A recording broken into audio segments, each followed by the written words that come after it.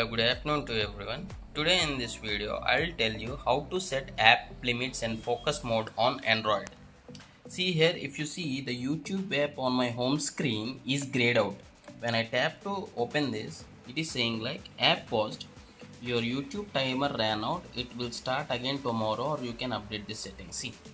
Now this is happened because I have set the app limit to 30 minutes only, just for this tutorial purpose only. Likewise you can also keep.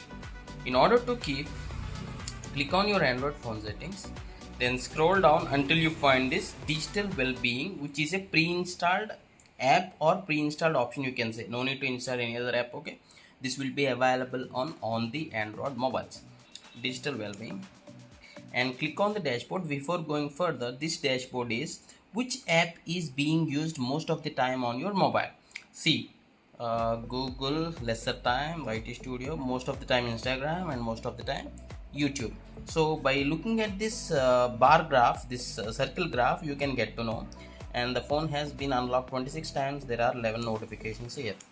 Okay, coming back, see, tap on this, and here if I want to set timer for another app like Google, tap on this and click on this app timer.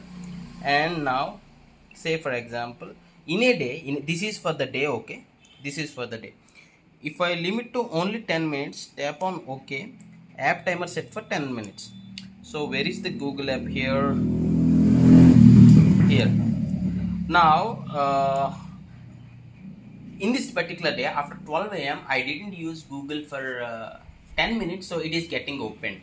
So if I continuously use this for Google app for more than 10 minutes, now the same pop-up when I try to open the YouTube will appear here. Likewise you can set this option to Instagram or any other app. Okay, simple. Settings, Digital Wellbeing, tap on this and choose the app which you want to, and click on this app timer. If you want to delete this app timer, you can just delete this.